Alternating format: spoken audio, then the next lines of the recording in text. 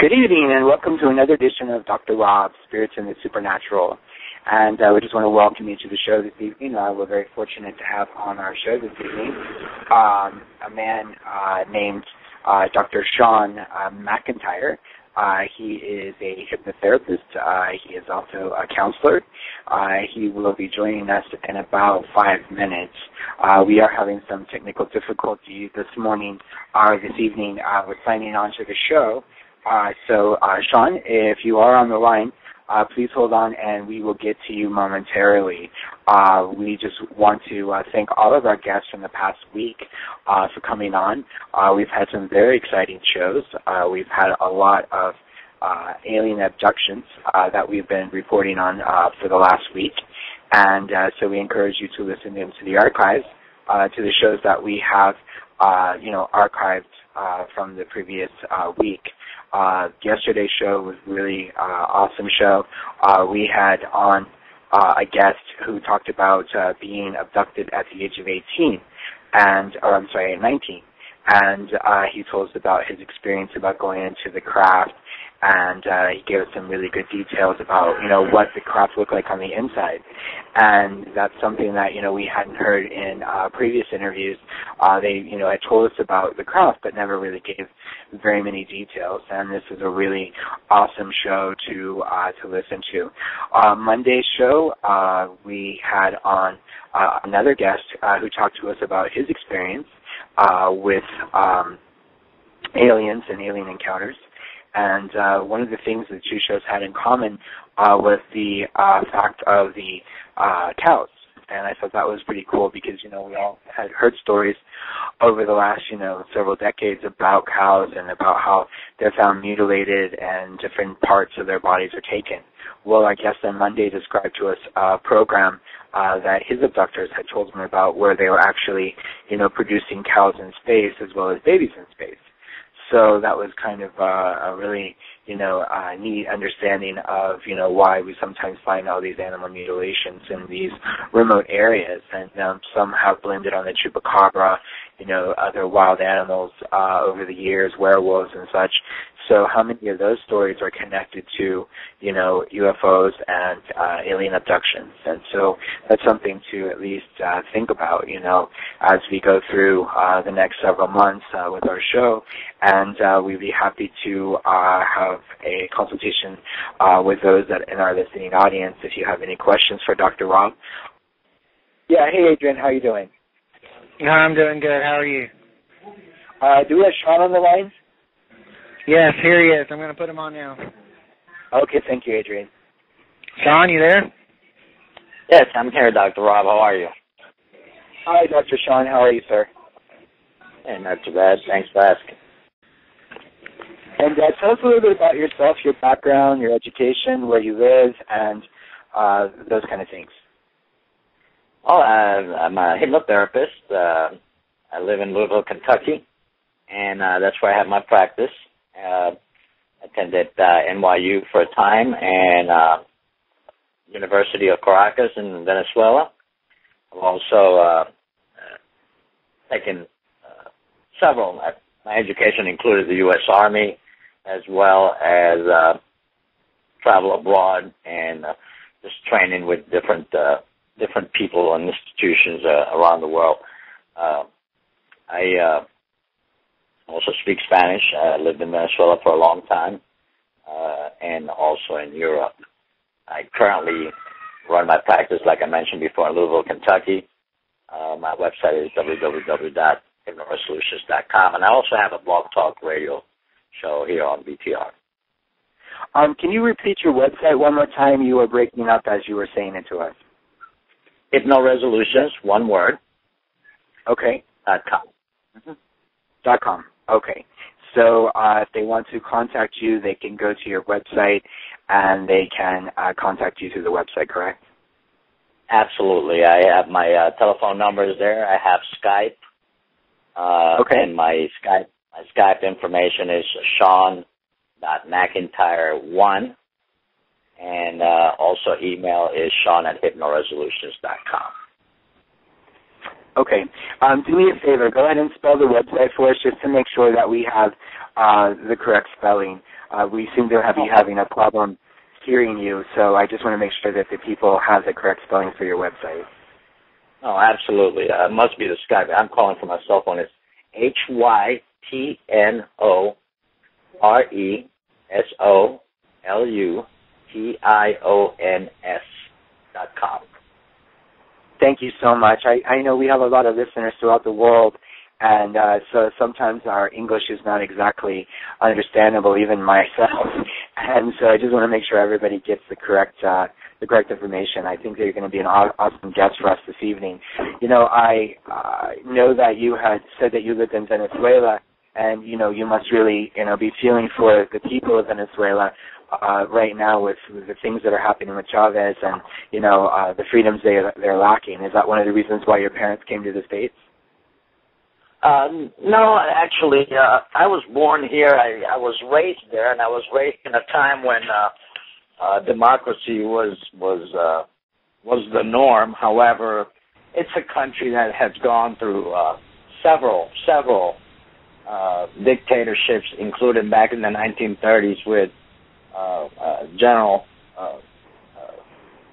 and then you had Perez Jimenez in the 50s, and then it's always been a struggle there, and but the people have always rise to the occasion. So I imagine that it's just one of those cycles they're going through. Yeah, I was just talking in the introduction to the show about some things that were happening in Egypt, and, you know, the people in Egypt are really going to need, you know, our spiritual help right now with going through their transitions and you know, their governmental transitions, and hopefully it comes to a very peaceful conclusion. You know, the Middle East has always been a hot spot, especially during my lifetime, and I'm sure, you know, many of our listeners' lifetime, and we never know what's going to happen there, and I think that, you know, it's a frightening thought, and so I just, you know, ask you to agree with us and, you know, and praying for the people of Egypt and for peace. You know, I think that's an important, important point to make. Absolutely. I think it's very important to collectively, we just don't realize how much power we hold collectively.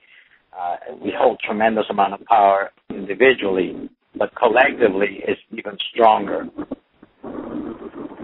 Yeah, I agree with that. I mean, I think that, you know, whenever a group comes together in agreement, whatever they're agreeing upon comes to pass, you know, and these people of Egypt are in the streets day and night now trying to, you know, come to some kind of, you know, international attention to get their point across. You know, they're tired of their government, so they've come together in one thought, and I believe because of that, you know, and it's a thought of righteousness as well, that they're actually going to prevail in this case. And so I'm just, you know, looking forward to, you know, when these people can all go back home.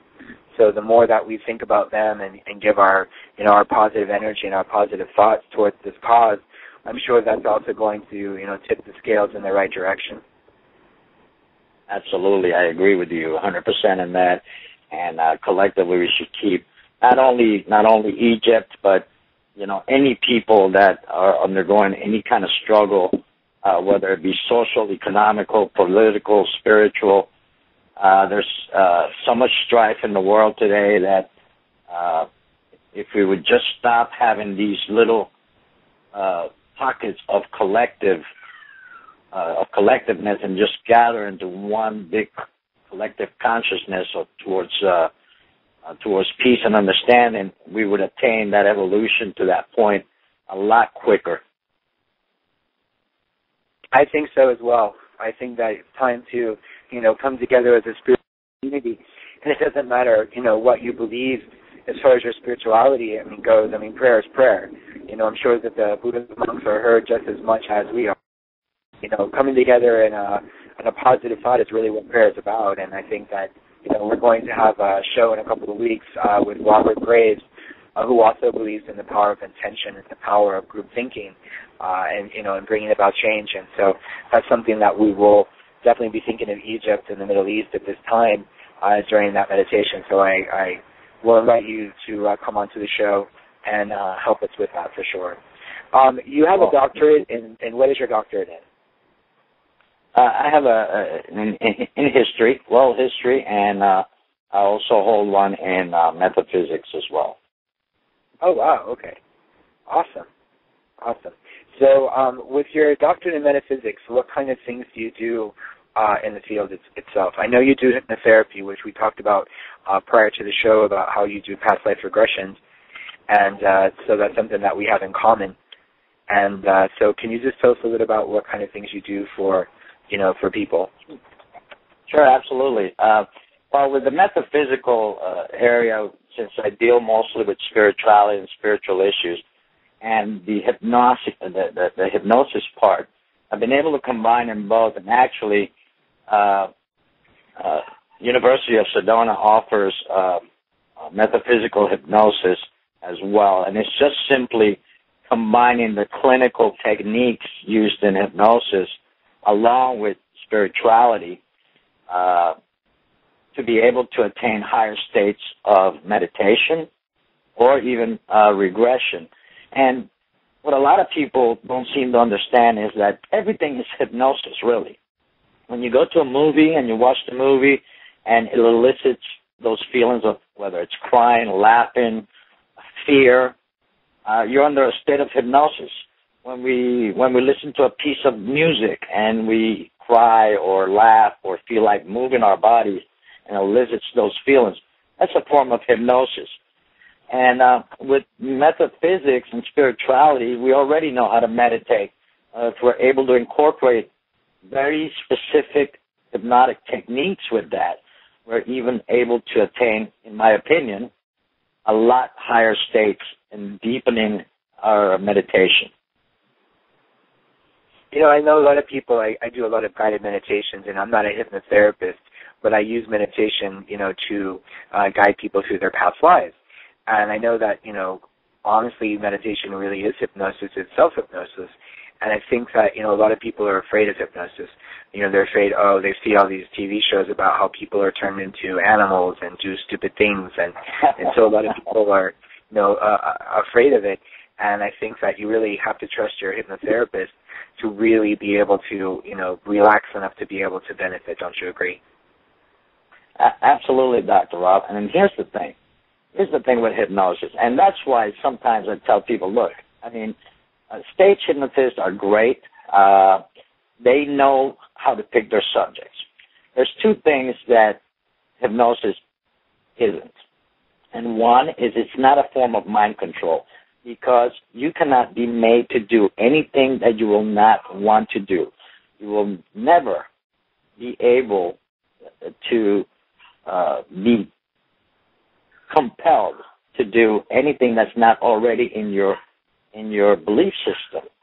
So, for example, and as you know also, Dr. Rob, by doing past life regressions, I doubt very highly that you have somebody that does not believe in reincarnation come to you for a past life regression. Likewise, a person that doesn't have that into their belief system, even though in my opinion and yours it exists, a person that really does not believe that since we can all create our own reality, that is their reality. They do not believe in past life, so therefore it's not gonna work. The other thing about go ahead, sir. Yeah, so that's kind of like I've heard of people actually going under hypnosis and coming out talking about they've been abducted by aliens and stuff. So for them to actually believe that, they would have had to believe that aliens exist in the first place before that would actually work, correct? Absolutely. Absolutely. And the thing is it's like anything else. I also study Kabbalah. In the Kabbalah states that there is no reality, that everything that exists is just reality as we sense it through our five senses, and that it's just a sense of attaining higher degrees of spirituality by being able to perceive reality differently from within. So hypnosis pretty much works in the same way, where the person must believe or be ready. Hypnosis is just a tool like anything else. So it's like past life regressions. past life regressions are great at working a lot of unreasonable phobias, for example. You might have questions, you may have certain things that are bothering you or certain traits that you don't understand, and that may be coming from a past life, as you also know, Dr. Rob. Would you agree with that? I do agree with that. I mean, I think some of the things that we've experienced in past lives, do haunt us in this life, and that's why I feel that regressions are a very good thing for people like fear of heights or fear of drowning or fear of fire. I have found in my studies and also in my clients that, a lot of them had, died in fires or, had suffocated due to lung ailments and different things like that. And so by clearing up some of these past memories, our bodies kind of give away that, energy, and it helps them to move forward. I've seen people cure asthma, their fear of heights. I've seen a lot of amazing results. Yeah, it's a great therapy. As a matter of fact, now that you mentioned the drowning one is actually quite common with a lot of people. Is, for example, people that have a phobia of the ocean or of bodies of water regardless, and they live in landlocked areas all their lives. I'm scared of the ocean. I look at a movie that has the ocean in it, I'm scared. You take them in a past life, and then all of a sudden you discover that in a past life they have drowned in a ship, or just to use an example of one client, there were a sailor on a ship and they ran into rough weather and the ship went down and they drowned. And once he was taken into that past life and confronted, and actually, as you know, there is something that's called abreaction during a past life regression, which is just they reenact the act, and they may be acting as if they're drowning or choking. And to someone that's not trained, they might freak out a little bit, but once they get past that, then they're fine. And then, of course, there's the two types of hypnosis and meditation, which is self and hetero. Hetero is simply when you or I are guiding the client or the person through the session, and we're just taking away that part of the work away from them. So having a hetero session is a great thing to do. However, a reputable and honorable hypnotherapist will teach his client how to do self-hypnosis. They're not going to keep you coming back to them several times for the same issue. Most issues are resolved within 1 to 5 sessions max. 5 sessions max. Sometimes it takes a lot less. If a person comes back to me after 5 sessions, then we're going to have a talk. Right. Well, it's just kind of coincidental that you were talking about the drowning, because as I was a kid growing up, our parents used to take us out to a lake all the time, go water skiing, and I remember all the way up until I was probably 10, 11, maybe 12 years old, I didn't want to get in the water, and I kept telling everyone I was afraid of fish, but I think the truth is that I was afraid of the water. Now, was this something that you addressed at some point? Well, yeah, I mean, over time, my family, of course, they were like, no, you're just get in, you'll love it. So, of course, by the time I was in high school, I was on the swim team for 3 years, so I think I conquered the fear of water, but, I think everyone still has a fear of the unknown, and I have a problem, with, like when I was afraid of the fish, I think maybe I was either afraid of fish or I was afraid of drowning, so I wasn't really sure on it, but, I get in water now, but it still kind of creeps me out. Right, I understand. But yeah, that could be from a past life. It could be also from a trauma suffered during as a child, because we tend to repress things, and it's not that we forget them. That fight or flight reflex in your mind takes over, and since we're no longer hunter-gatherers where we are confronted with animals and that kind of thing, the fight or flight system has taken over in your mind by just shutting down. And that's normally what happens. But hypnotherapy is a great, fantastic tool to also get in touch spiritually. I've used it actually with clients, friends of mine that are also have psychic abilities, and this also can help you open those up. And hypnosis is a great tool to remove blockages that keep you from moving forward. It's just rewriting the old program. And sometimes hypnosis can be used to remove good habits that you have. However, they're no longer serving you, thereby holding you back. I see. And really, I mean, I think about some of these abused people in the world. I have a lot of clients who call me about child abuse and about, spousal abuse. And a lot of that, can be mental abuse as well. And really, I mean, people need to realize that, when you keep reiterating a thought in someone's head, whether they're good or bad, that really is hypnosis over a long period of time. Don't you agree?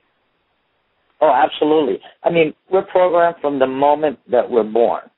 Our parents have hypnotized us, if you will, as we were growing up. If you go in there, the boogeyman, all the little stories. If you smoke, it'll stunt your growth. If you drink coffee, it'll stunt your growth. Those kind of things.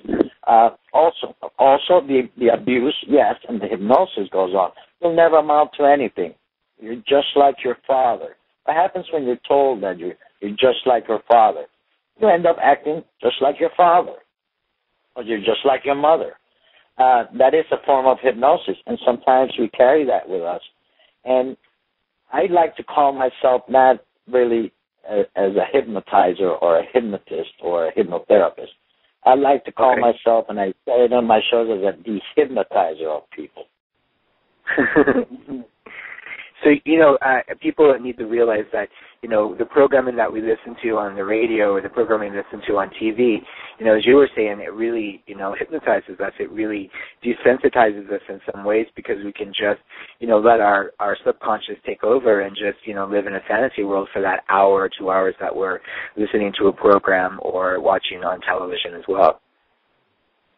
Absolutely. I mean, if you take a look at we're looking at the news right now, for example, and we see what's going on in Egypt, since we used that example. A lot of people will look at it, however, we're so desensitized to it that we cannot really even imagine or even empathize with what's going on there, because to us it's just like watching a movie. However, it's very real if you are really dehypnotized to all the other things. You have to kind of wake yourself up for a moment. How would you know the difference between a movie and if it's real? It's simply because it's coming from a newsreel. So you know that it's really happening. However, if I was to put this footage just, with no dialogue, whatever, you would just think that you were, if you had it silent and somebody just walked in and there wasn't that little ticker tape in the bottom or the little frame that says CNN or whatever it is, you would think it's just a movie playing on TV. You would not be able to distinguish the difference. And I really think that some of these news programs are really, entertainment programs more than they are news programs. So I think that people need to be careful about, what source they take their news from for this very reason. A lot of them will have a slant to their story, and they want to, promote some kind of propaganda, and they have, their own worldview. And I think that people need to realize that when they, flip through the channels, it's not just flipping through the channels, it's flipping through all these worldviews. And you want to make sure that, you want to stay on a positive track. And if you see a lot of negative, being put out there, then obviously that's not the station for you. Well, absolutely. And the powers that be use those types of things to control you. If they keep you in the fear is another form of hypnosis. And keeping a person in fear is a good way to manipulate what they do. That's why I always recommend that when I have my radio show and I speak to my listeners or I'm speaking to a client, I tell them, I said, look, if you want to come out of that funk, if you want to really create your reality and have a great reality. You can't. You can keep yourself informed. You know what's going on, but you don't need all the little minutia, all the detail. You don't need to know, if you hear the news and you hear, okay, this is going on in Egypt, 3 people got killed. That's enough information to let you know that there's something wrong going on over there. You don't need to know that 2 of them were beheaded, 1 was blown to bits, and they dragged the other one all the way down the street. That just brings you down spiritually, and it brings your vibration down. So what does that do for you? You don't need the detail. It's kind of like I love the old movies. You heard a bang, you saw the gun, you heard a bang, all you saw was the smoke. You didn't see blood and guts spilled all over the place. The guy dropped to the floor, and you knew the guy was dead. Right. And that was way more entertaining than they are today, because some of the movies today, I have to get up and leave just because it's so gory. And you heard about Saving Private Ryan, a lot of those vets, when they were watching it, a lot of the old the old World War II vets were having heart attacks and dying in the movie theaters just from watching all the violence. So, it's horrible. Yeah, and that's what we need to realize, is that we as a people, we need to bring ourselves vibrationally, we need to slow down. That's the other thing that hypnosis also does. When we are in an awakened state, we're in a beta state, which means that our mind and our brains are vibrating at between 10 to 15 hertz. Now, when you bring your mind down and you quiet it down, you bring it down to about 8, 7 hertz, which quiets the mind down, and it allows you to slow yourself down to a point where you can be more creative. And you can attain this in very, very quickly. And there is also a hypnotic technique that's called aware state. You can actually you're always aware, however, you're not in a relaxed state. You can bring yourself into hypnosis very rapidly, within seconds, and come out of it within minutes and just feel just as refreshed as if you had an 8-hour sleep, but your body still needs to rest. However, if you needed a quick burst of energy, you can really put yourself into a state of hypnosis, or quick meditation, as I like to call it.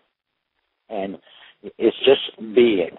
And I know that that's different for every person, but if you can just close your eyes for 2 or 3 seconds and think of nothing, and that's actually very reasonable, because our mind constantly works, so you cannot go without thinking and not thinking about something every second. But if you teach yourself to just close your eyes, take a deep breath, and just relax for a millisecond, and take it up a little notch further up and relax a little bit longer and a little bit longer. It takes practice. The other misconception about hypnosis is that people think that they can go to a hypnotherapist and boom, it's going to stop. No, the hypnotherapist is just going to help you with the subconscious part of it, but the conscious part of it you're responsible for. Right, exactly. I know a lot of people want to stop smoking or lose weight, and they seek, a hypnotherapist to solve their problems, and they think, well, now I'm not going to come home and overeat because I've been going to this therapy for, a lot of the therapists, you said 5, but a lot of these therapies go on for 12, 15, 20 sessions. And so I appreciate the fact that you're giving some good advice there to the listeners not to be taken advantage of. Oh, absolutely. If lose weight, quit smoking, normally, like I said, maximum 5 sessions. But if your hypnotherapist is good, you can normally get it done in 3 sessions. And they're going to educate you. They're not just going to put you in a state of hypnosis in each session. They're actually going to have a session with you. Then they're going to have a pre-talk with you. A good one is going to have a pre-talk with you, and he's not charging you for this. Mm-hmm. He's going to have the pre-talk with you, which means he's going to find out what's going on, what you want to accomplish. Then he's going to have a session. The session is normally going to last anywhere between, say, 25 minutes up to an hour, depending on your type of personality and how good he is. Then after the session is over, you're going to have a post-talk.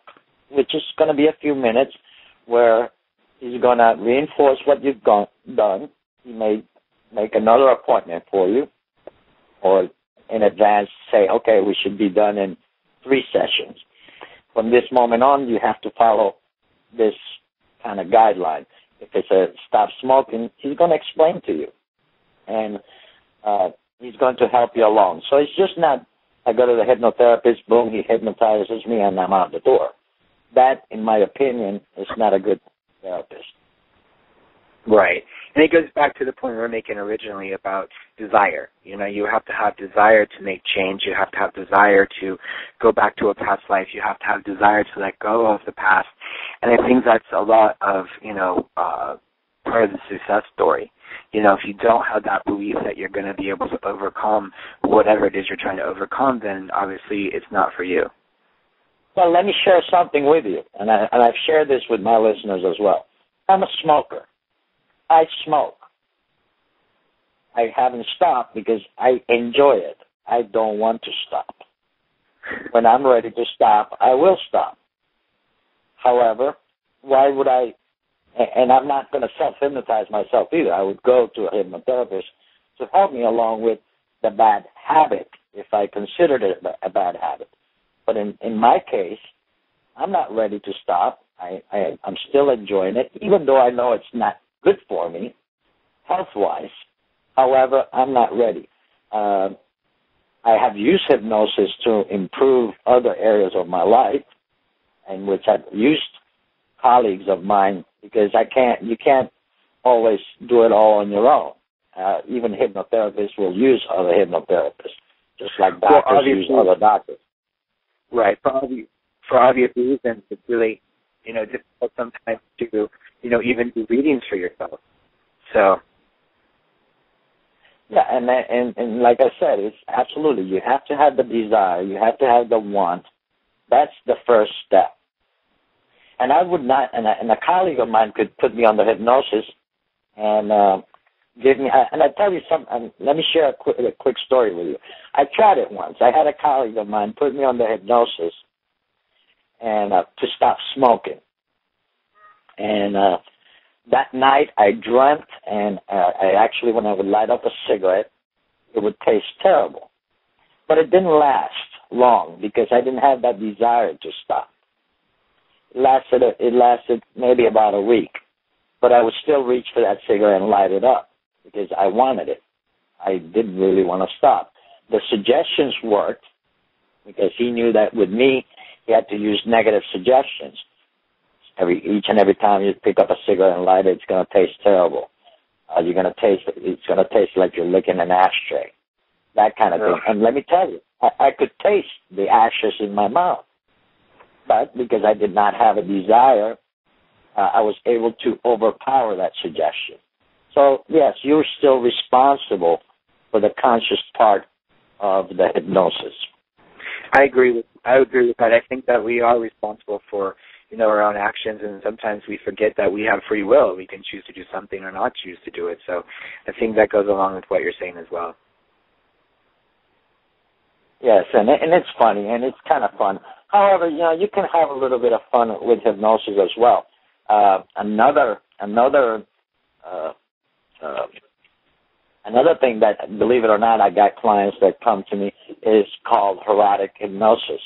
Erotic hypnosis is where, and sexual dysfunction. I've had people come to me for those kind of things, and it helps because there's a big connection of the mind and the body, and I also include what I like to call the soul or the spirit. It's all interconnected, and the way to access it is through the unconscious mind. Wow. So this actually helps. Is this this is similar to the rest of the other hypnosis? It just kind of helps you to, to get past some of the problems? Yeah, I've had clients come with frigidity issues, and that we've had clients come to us for couples that are having issues in the bedroom. So we use hypnosis as a way to kind of remove whatever it is that's blocking you. Whenever you're not able to perform in some way, whether it's physical, mental, emotional, there's something there that's blocking it. And the trick is to remove the block because the mind tends to protect you. And it's protecting you against something that you're perceiving as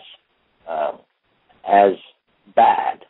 So you need to really look at it and see if it's really something that's bad or if it's something that you're just simply perceiving as such. Yes, I think that's a great thing. You know, going back to anxiety, for example, you know, that self-hypnosis technique, a lot of therapists, psychotherapists are teaching their clients how to, overcome anxiety through hypnosis. Is that something that you've also been able to do? Yes, anxiety is all related to stress, and I'm glad you brought up that point because what's happening, everything is stress related, and it's just what degree of stress triggers it and what's the stimulus that triggers it. So anxiety is overcome a lot with self-hypnosis. Psychotherapists, as you know, are medical doctors, and normally they will prescribe something for you. Now, a lot of times a person will go to a medical doctor because of anxiety, and believe it or not, a lot of them get prescribed a placebo. However, just because they think that they're taking a pill that's going to make them feel better, they automatically feel better. There's nothing physically wrong for the cause of the anxiety, so it's all psychological, if you will. So they're prescribed a placebo. They even begin to feel better when they see the bottle. They haven't even taken the pill yet. And just the thought that when they put the pill in their mouth is going to make them feel better, they no longer feel anxious. Go figure. Right. It gives them that thing to focus on other than their anxiety. You know, they know that, you know, if they take this pill, they're going to feel better, and so they do feel better. You know, I when I was going to college, there were a lot of studies with placebos, you know, through medical studies, and not only, you know, through anxiety, but through other diseases. And really, you know, the people that were taking the placebo were having just as much success as the people that were taking the actual drug itself. Yes, it's funny because they also conducted an experiment where they actually gave some youth, I think they were like 18 or 19 years old. They took to a group and they told them that they were smoking pot, and they placed a guy in there to act as he was smoking pot and to act like he was high. And everybody took a puff out of his so-called joint, and everybody was acting high. There wasn't anything but, you know, tobacco blend of some kind that had no marijuana in it whatsoever. However, because they believed they were smoking pot, they all started acting high. Some of them got the munchies. Some of them started laughing. And it was hilarious. And then they couldn't believe it after they were told, no, you know, you didn't smoke any pot. So the mind can really has the ability to even control your body functions. If you think it, you can have it. It's like people that are hypochondriacs. They develop symptoms of whatever it is that they believe they have, and they really have these symptoms. They're not faking it. They're really having it. Right, exactly. And I think that sometimes, you know, I've seen, you know, similar studies with the effects of drugs. You know, they were told, oh, you're taking LSD, or now you have, you know, some other kind of drug in your system, and the people have had adverse reactions. You know, some people have even gone into cardiac arrest, you know, with some of these experiments back in the 60s especially. So I think now it's important to, remember that, you know, as we start to take these medications, you know, asking ourselves, are they really helping us or are they hurting us? There's a lot of side effects to medications, but some medications are necessary, obviously, you know, and I think that, you know, we just have to use our good judgment on all drugs, for sure.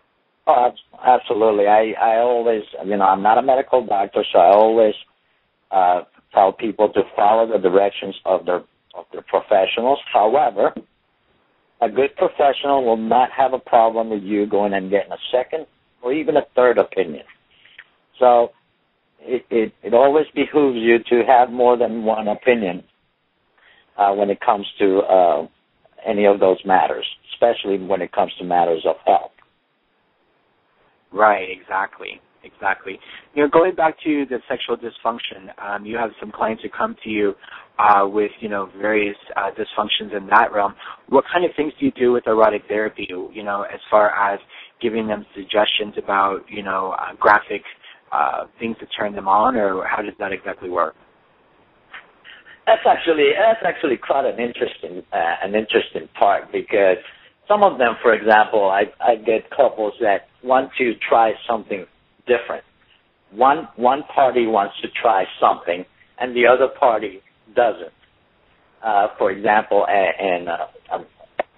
let's just be blunt about it. I have couples to me that come to me. Well, I would like to experience sex with my wife, but she won't do it. Okay, so they come. They agree to come, and what will happen is I will actually have the person that's not game, so to speak, experience it via hypnosis. And then they can really experience it in a safe environment where they're actually not doing anything physically, and see if it's something that they think they would enjoy. They may not enjoy it because it may be taboo to them. They may have been raised and told that that's not, how can you be fearful or fear of the unknown, because they've never tried it before. Other couples come to me for recreational erotic hypnosis, where I will put what's called anchors on them, and they can actually experience orgasm anywhere they are, just by putting certain little triggers, such as, I'll use a generic one, and that both people go under the hypnotic trance, and then I'll put a suggestion. Each and every time Bob touches the back of your hand, Jane, you will experience orgasm. So they play these little games, and then they go out in public, and Bob comes down and touches Jane's back of her hand, and she experiences orgasm wherever she is. Or perhaps has gotten to the point where they're not experiencing any kind of sexual stimulus, and we just put anchors in them so when they are being intimate, they can intensify that sensation. I see. So really, it works best with couples, you know, that want to have new experiences. Shawn, are you still with us? Shawn, are you with us? I think that Shawn, are you with us? Yes, I'm still here. Okay, this evening. You know, what about men with erectile dysfunction? Have you seen some success with hypnosis with them? Okay, I think that we have lost Shawn temporarily. I hope that he's able to call us back in. Shawn, if you're still on the line, we are having difficulties hearing you, so if you could move to another area, perhaps that will help with the reception. If not, we will have to let Shawn go for this evening, but he has been such a wonderful guest, and we hope that he's able to come back on again with us real soon. We here at Dr. Rob's Spirits and Supernatural, you know, I enjoy having our guests on. If you'd like to become a guest on the show, you can call us at Shawn, are you with us? Yes. Yes, okay, you're back. Okay. You can call us, let me just finish this thought. You can call us here at the office at 786-416-1547. You know, as I was saying before we got interrupted, what about men with erectile dysfunction? Have you seen some success with hypnosis with that? I've had some success with that if it's not a physical issue. Sometimes when I get a client with erectile dysfunction, they normally will already come to me with a referral. If somebody tells me they want to consult with me for erectile dysfunction, I tell them that they have to they have to bring me a referral from their doctor that there's nothing actually physically wrong. I will work with referrals. So if they go to their doctor and their doctor says, hey, Joe, there's nothing really physically wrong with you. I don't understand it. We've tested you. There's nothing wrong with you. We've given you Viagra or whatever it is, and it doesn't seem to be working. Here's a referral. I want to try hypnosis. Okay, well, I will tell them, it's okay, well, Bob, I need a referral from your doctor to let me know that there's nothing physically wrong with you.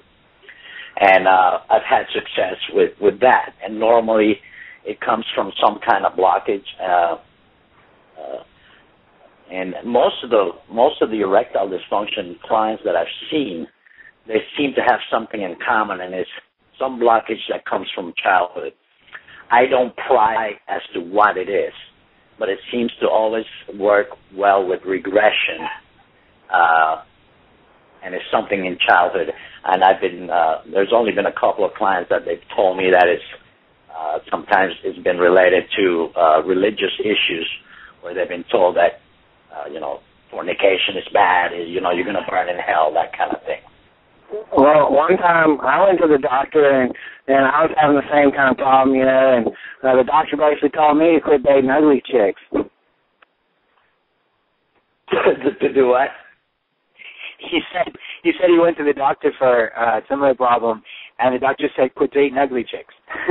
So maybe that goes back to what you were saying about the childhood issues, and your belief systems. As you go through some of these, ultra-conservative religious groups, they can kind of program you into believing that, masturbation is a sin and, fornication is a sin and anything to do with sex is a sin.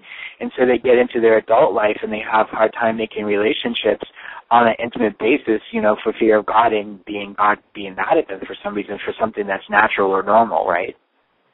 Well, not even necessarily religious groups. Even our parents. Remember the joke? Oh, if you do that, it's going to fall off.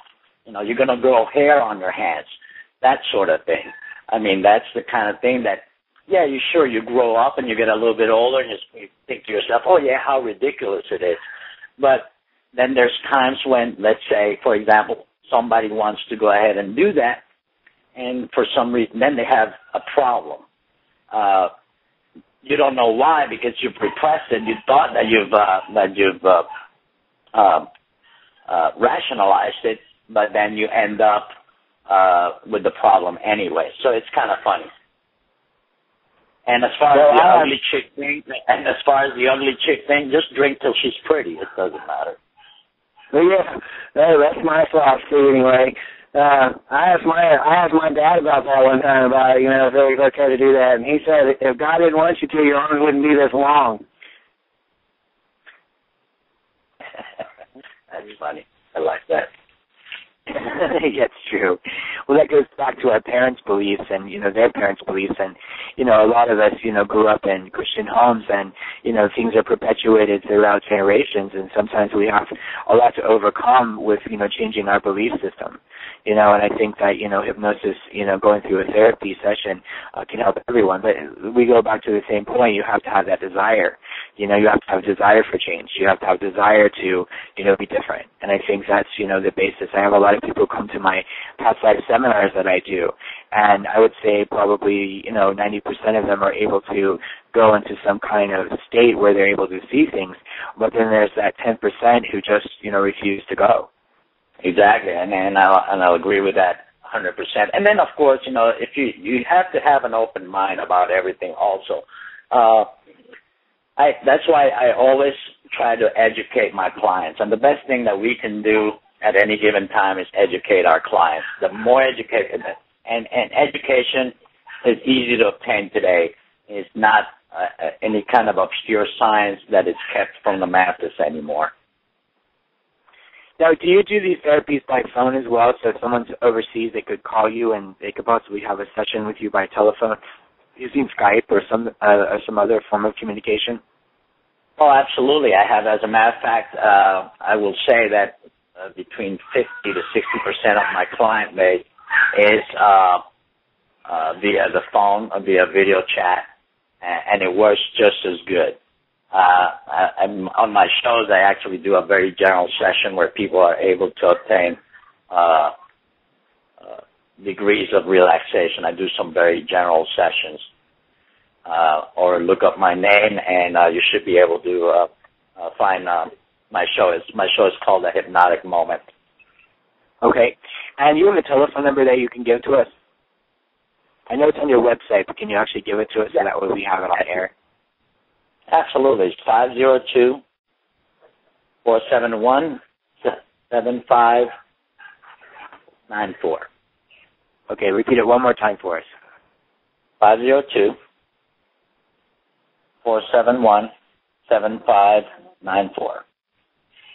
Very awesome. And you were telling me in our pre-interview about a workbook that you've put out. Yeah, it's called the Hypnotic Journal. You can find it on Amazon. And basically it's a workbook which is a dream journal.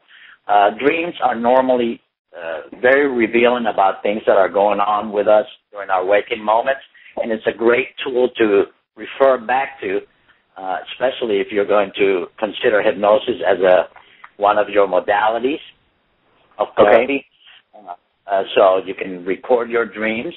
There's also have a section there to record your ideas. Negative language, I have a section that teaches you, is divided in two columns, negatives and positives. If you're the type of person that constantly walks around saying, I can't do this, I'm terrible, I'm a bad person, you're able to record those negative words that you use on the left column and then on the right column. And you don't need the journal for this. However, I've divided it for you. But it's a good technique. And then on the right-hand column, replace it with the positive opposite. And that way, you're able to replace your language, your own self-destructive chatter that you give yourself all the time, and just rewrite the program in your mind to be more positive.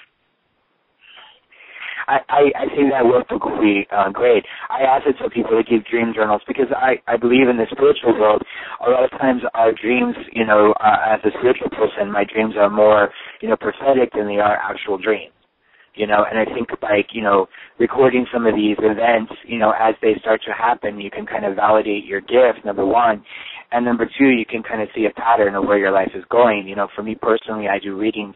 That's my job. And sometimes it's hard to get, information for yourself because your conscious mind has its own will and its own reasoning and wants things to happen. And you can kind of, see that happening even though, it's not really there. You understand what I mean?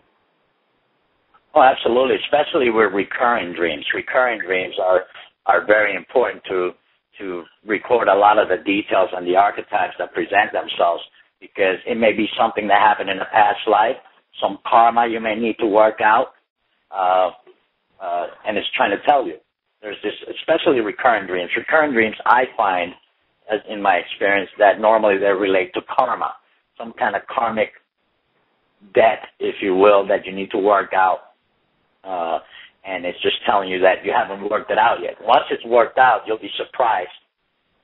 You'll be surprised how the dream goes away. Well, a lot of people, as you were saying about copying down archetypes, those are really just symbols, and a lot of people try to read into those. I have a lot of clients who call me out, I dreamt of snakes. What does that mean? Well, what does it mean to you? There's so many dream books out there and dream interpretations that really the people need to realize that, think about what it means to you. Think about what that particular, symbol is representing to you because you're really the only one that can interpret your dreams. As a psychic, I can see what the problem is, but at the same time, I'd much rather them to be able to see it for themselves. And we did have another guest that was scheduled to come on this evening. I will just let him know. I do apologize. We've had some technical difficulties and we're not able to connect with you.